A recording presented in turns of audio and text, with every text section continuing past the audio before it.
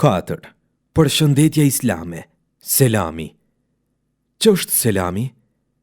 Selami është përshëndetja islame për muslimanët.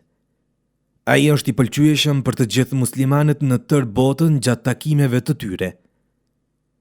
Allahu Gjeleshanuhu thot: Kur t'ju përshëndes dikush me respekt, kthejani përshëndetje në mënyrë më të bukur, ose si ajo.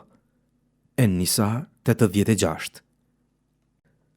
Përshëndetja islame është si vijon: Esselamu alejkum ose Selamun alejkum, që do më thënë, paqja dhe shpëtimi i Zotit qofshin mbi ju. Bashkëbiseduesi musliman duhet ta kthejë selamin në mënyrën vijuese: Wa alejkumus selam, që do më thënë, edhe unë dëshiroj për ju paqen dhe shpëtimin e Zotit.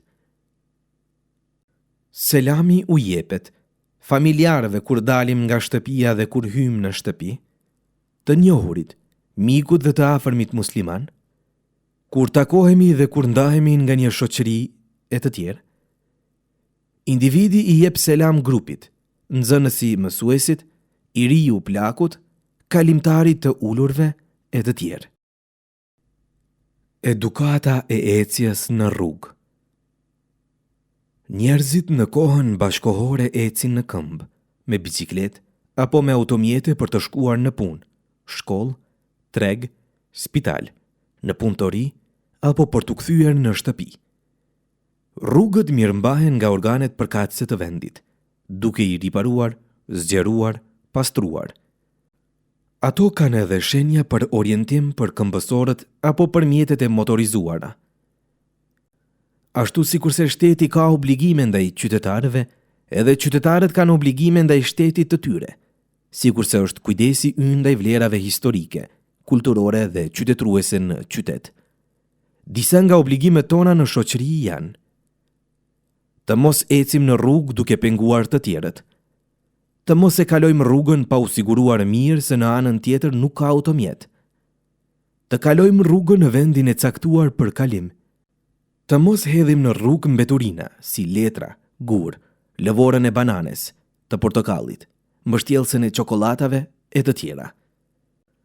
Të përshëndetim më të vjetrit, mësuesin, fqinjin, nxënësin, ose të u kthejmë përshëndetjen të tjerëve. Të ndihmojmë në rrugë ndonjë të sëmur apo nxënës të vogël, grua me fëmijë e të tjerë. Të njoftojmë në polici ndonjë parregullsi në shoqëri, bashkësi apo ndonjë zjarr eventual e të tjerë. Muhamedi a.s. ka thënë: Imani apo besimi është 70 e disa deg. Më e larta prej tyre është fjala La ilaha illallah, s'ka zot tjetër përveç Allahut, dhe më e ulta është heqja pengesës nga rruga. Turpi është një nga degët e besimit.